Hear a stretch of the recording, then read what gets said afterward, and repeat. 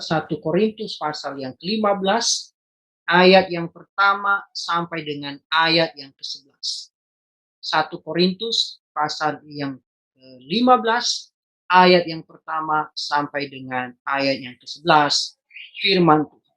Dan sekarang saudara-saudara, aku mau mengingatkan kamu kepada Injil yang aku beritakan kepadamu dan yang kamu terima dan yang di dalamnya kamu teguh berdiri.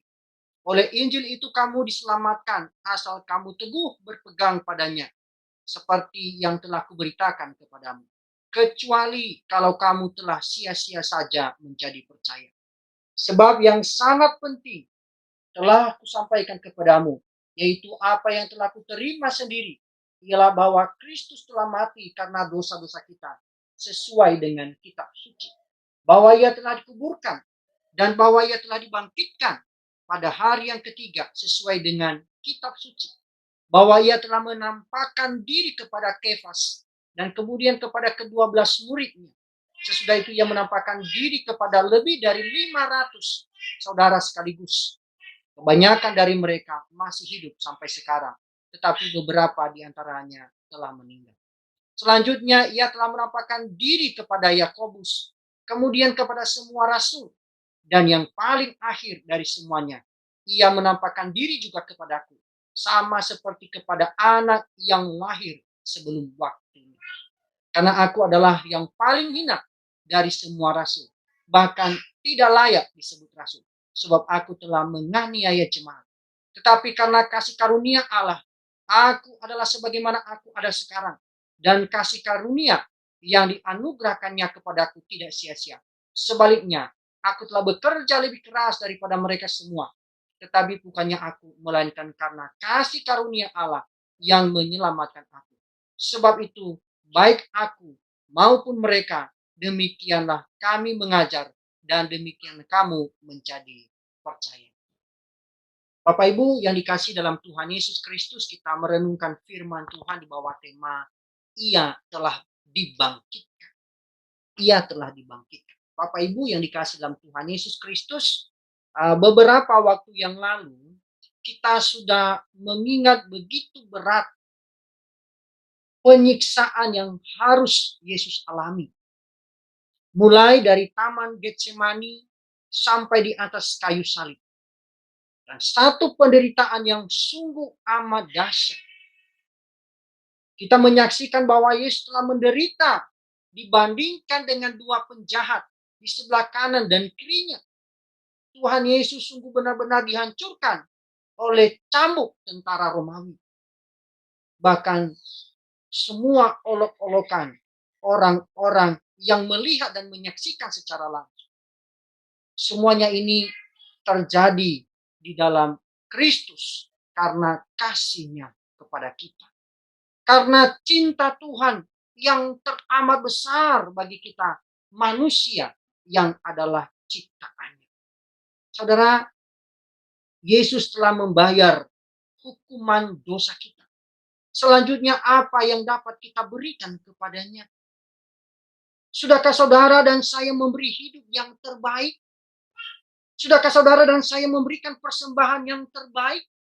Sudahkah saudara dan saya memberikan pelayanan yang terbaik?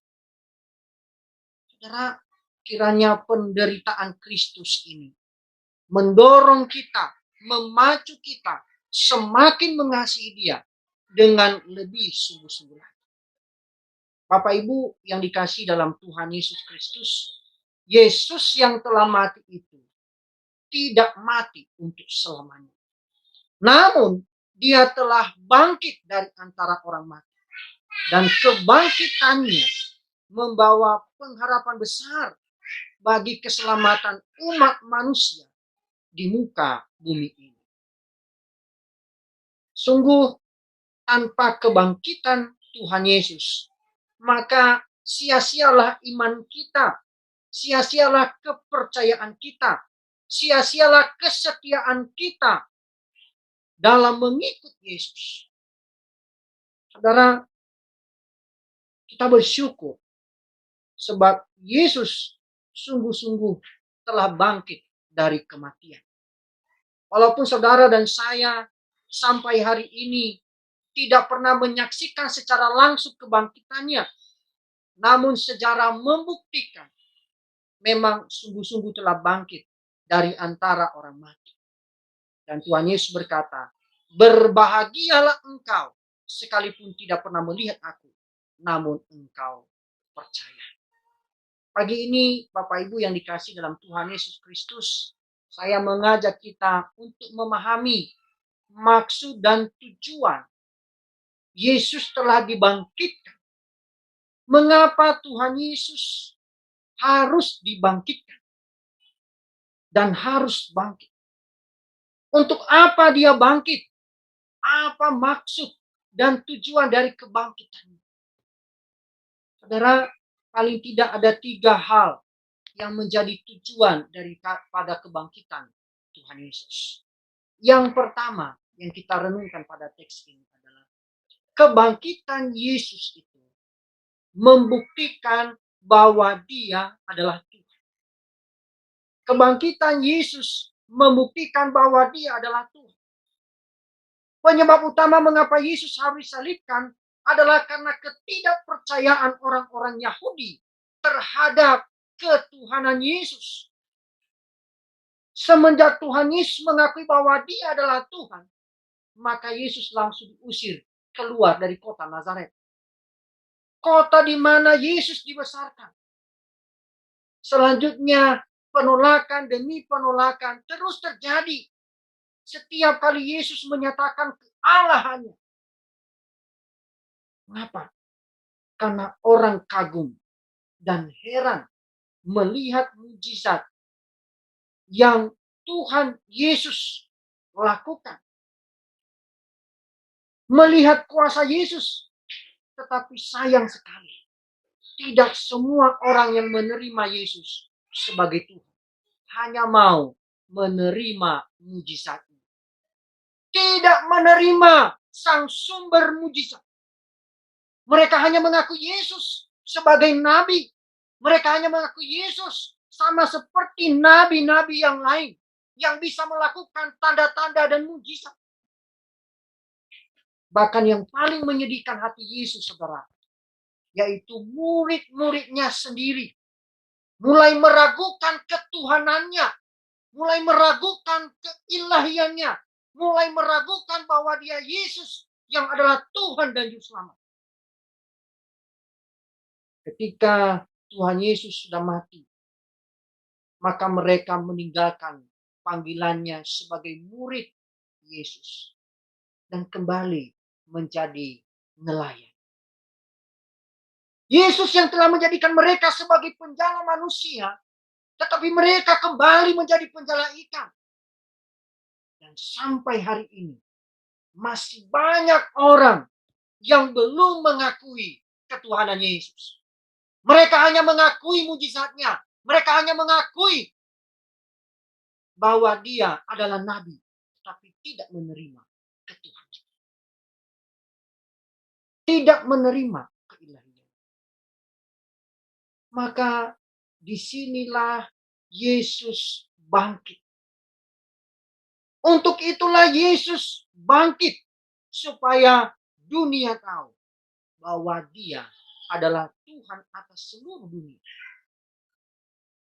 Yesus berusaha menampakkan dirinya berulang kali kepada banyak orang, terutama untuk murid-muridnya, untuk memantapkan iman mereka, untuk meneguhkan keyakinan mereka. Pertama yang menyaksikan kebangkitan Yesus adalah para prajurit Romawi yang menjaga kubur Yesus. Mereka menyaksikan. Kemudian para pengikut Yesus, wanita-wanita yang mengasihi Yesus, itu adalah Maria Magdalena, Maria ibu Yakobus, Salome. Baru diteruskan oleh Petrus dan ke-12 muridnya. Dan ke-500 orang. Dan paling akhir, Yesus menampakkan dirinya kepada Paulus. Itulah bagian teks yang kita renungkan ini. dalam 1 Korintus pasal 15 ayat 5 sampai 8. Saudara, ini semua Yesus lakukan hanya dengan satu tujuan, yaitu membuktikan bahwa Dia adalah Tuhan. Yesus menunjukkan bekas lubang paku di tangan dan kakinya, bekas lubang tombak yang ada di perutnya, untuk meyakinkan para muridnya pada saat itu. Saudara yang dikasih dalam Tuhan Yesus Kristus, kebangkitan Yesus membuktikan bahwa Dia adalah Tuhan yang telah mengalahkan maut, yang telah mengalahkan kematian. Maut tidak berkuasa lagi bagi atas kehidupan Yesus. Dan itu juga menjadi jaminan untuk kita dalam keyakinan kita sebagai orang percaya. Mengapa? Paulus berkata, kalau Kristus tidak dibangkitkan, sia-sialah kepercayaan kita. Sia-sialah pemberitaan firman Allah. Sia-sialah apa yang telah kita lakukan. Percaya kepada Yesus. Tapi ketika Yesus telah dibangkitkan, ketika Ia telah dibangkitkan, maka iman kita makin kuat, makin teguh di dalam Kristus. Saudara yang kasih dalam Tuhan Yesus Kristus, hal yang kedua yang kita renungkan, kebangkitan Yesus membuktikan bahwa semua pengajaran Yesus itu benar. Kebangkitan Yesus membuktikan bahwa semua yang Yesus ajarkan itu adalah benar. Saudara, apa yang pernah Yesus katakan selalu terjadi. Kalau kita melihat, membaca firman Tuhan, berkali-kali diperlihatkan kepada kita bagaimana kilas balik dari kehidupan Tuhan Yesus. Dan apa yang Yesus pernah katakan kepada murid-muridnya, semua terjadi. Yesus pernah memberitahukan kepada murid-muridnya sebanyak 4 kali tentang penderitaan dan kematiannya. Dia berkata, anak manusia akan diserahkan ke tangan orang berdosa untuk disisa, untuk dianiaya dan mati. Namun pada hari yang ketiga, dia akan bangkit kembali. Saudara, perkataan Yesus seperti ini sungguh terjadi. Ketika Yesus berkata, ambillah dan makanlah, inilah tubuhku yang dipecah-pecahkan bagi kamu. Minumlah engkau dari cawan ini, sebab ini adalah darahku. Darah perjanjian yang ditumpahkan bagi banyak orang untuk pengampunan dosa. Dan sungguh, ketika Yesus menderita, benar-benar tubuhnya dipecah-pecahkan oleh cambuk tentara Romawi. Dan darahnya sungguh tercurah, mengucur di sekujur tubuhnya. Saudara yang dikasih dalam Tuhan Yesus Kristus, apa yang Yesus katakan dan ajarkan kepada para muridnya, kepada para pengikutnya, sungguh terjadi. Dan ini menunjukkan bahwa semua yang diajarkan oleh Tuhan Yesus benar. Saudara yang dikasih dalam Tuhan Yesus Kristus, firman Tuhan berkata, aku berkata kepadamu, sesungguhnya barang siapa mendengar perkataanku dan percaya kepada Bapa yang mengutus aku, ia mempunyai hidup yang kekal dan tidak turut dihukum. Sebab ia sudah pindah dari dalam maut ke dalam hidup. Dalam Yohanes pasal 5 ayat 20. Diteruskan, barang siapa percaya kepada aku seperti yang dikatakan kitab suci, dari dalam hatinya akan mengalir aliran-aliran air yang hidup. Dan yang dimaksudkannya ialah roh yang akan diterima oleh mereka yang percaya. Dalam Yohanes 7 ayat 38 dan 39. Pada bagian lain dia meneguhkan kita, barang siapa memegang perintahku dan melakukannya, dialah yang mengasihi aku. Dan barang siapa yang mengasihi aku, ia akan dikasihi oleh Bapakku. Adapun aku pun akan mengasihi dia dan akan menyatakan diriku kepadanya. Dalam Yohanes 14 ayat 20. Bagian yang lain ditegaskan, barang siapa menolak aku dan tidak menerima perkataanku, ia sudah ada hakimnya, yaitu firman yang telah kukatakan. Itulah yang akan menjadi hakim pada akhir zaman. Dalam Yohanes pasal 12 ayat 40. Saudara, kebangkitan Yesus membuktikan bahwa semua apa yang sudah diajarkannya, apa yang sudah dinyatakannya, itu akan dan sudah terjadi. Hal yang ketiga yang kita renungkan pada bagian ini. Kebangkitan Yesus membuktikan bahwa semua janji-janji Yesus ya dan amin. Kebangkitan Yesus membuktikan bahwa semua yang sudah dijanjikannya ya dan amin.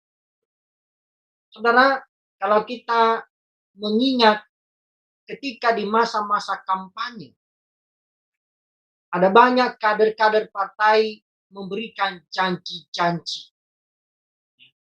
Mereka mengatakan bahwa kalau kamu memilih aku, maka ketika aku sudah terpilih, maka saya akan memberikan jaminan damai sejahtera. Tapi apa yang terjadi? Ketika sudah terpilih, dia tidak bisa memenuhi janji-janjinya. Justru janji-janjinya hanyalah kata-kata saja. Sangat berbeda dengan apa yang Yesus lakukan. Ketika dia berjanji, maka dia juga menjamin janjinya pasti akan terjadi. Keraguan kita terhadap janji manusia itu akan selalu muncul. Memang tidak ada satu orang pun yang bisa menjamin bahwa janjinya itu akan digenapi. Tetapi apa yang Yesus katakan, apa yang Yesus firmankan, itu pasti terjadi. Ya dan amin. Saudara kasih dalam Tuhan Yesus Kristus, Yesus yang kita sembah, yang kita percayai. Dia adalah pribadi yang sungguh berani menjamin setiap janji yang pernah dia ucapkan, yang pernah dia sampaikan. Saudara, apa yang pernah Yesus janjikan kepada saudara dan saya? Janji yang pertama adalah janji kebangkitan. Janji yang pertama adalah janji kebangkitan. Dikatakan, akulah kebangkitan dan hidup. Barang siapa percaya kepadaku, ia akan hidup walaupun ia sudah mati. Dan setiap orang yang hidup dan yang percaya kepadaku tidak akan mati selama-lamanya. Percayakah engkau akan hal ini? Dalam Yohanes 11 ayat 25 dan 20. Lalu Marta menjawab, Tuhan, ia sudah berbau. Sudah 4 hari ia mati. Jawab Yesus, bukankah sudah kukatakan kepadamu, jika engkau percaya, engkau akan melihat kemuliaan Allah. Dalam Yohanes 11 ayat 39 ayat 40. Ini konteksnya ketika Yesus membangkitkan Lazarus, menghidupkan kembali Lazarus. Dan akhirnya, apa yang dikatakan oleh Yesus? Akhirnya Lazarus dibangkitkan. Apa yang dia katakan, akulah kebangkitan dan hidup. Ketika kita percaya, maka dia akan melaksanakan janjinya. Itu hal yang pertama yang Yesus katakan. Maka kita tidak ragu. Ketika kita percaya, maka kita juga turut dibangkitkan. Maka jangan pernah takut ketika kita pernah atau mau masuk mengalami penderitaan sampai kepada kematian. Karena iman kepada Yesus. Mengapa? Karena ada kehidupan. Ada kepastian bahwa Yesus akan membangkitkan. Janji yang kedua yang pernah Yesus sampaikan adalah janji keselamatan. Janji keselamatan. Dia sudah memberikan janji kebangkitan. Dia juga memberikan janji keselamatan. Akulah pintu. Barang siapa masuk melalui aku, ia akan selamat. Dan ia akan masuk dan keluar dan menemukan padang rumput. Akulah gembala yang baik. Gembala yang baik memberikan nyawanya bagi domba-dombanya. Dalam Yohanes 10 ayat 11. Saudara, dikatakan janganlah gelisah hati. Percayalah kepadaku. Di rumah Bapakku banyak tempat tinggal. Sebab aku pergi ke situ untuk menyediakan tempat bagimu. Supaya di tempat di mana aku berada, kamu pun berada. Dalam Yohanes 14 ayat 1 sampai ayat 2. Dia juga menjelaskan, akulah jalan dan kebenaran dan hidup. Tidak ada seorang pun yang datang kepada Bapa kalau tidak melalui aku. Yohanes 14 ayat.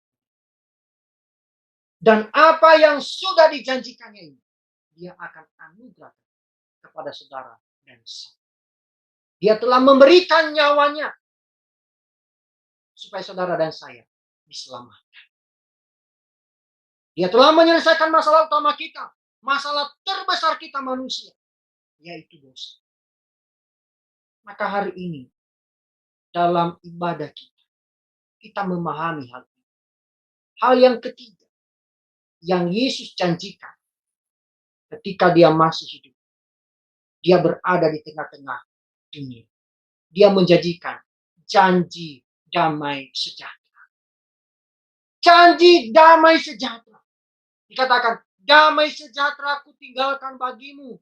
Damai sejahtera-Ku berikan kepadaku. Dan apa yang ku berikan tidak seperti yang diberikan dunia kepadamu. Janganlah gelisah dan gentar hati. Dalam Yohanes 14 ayat 27.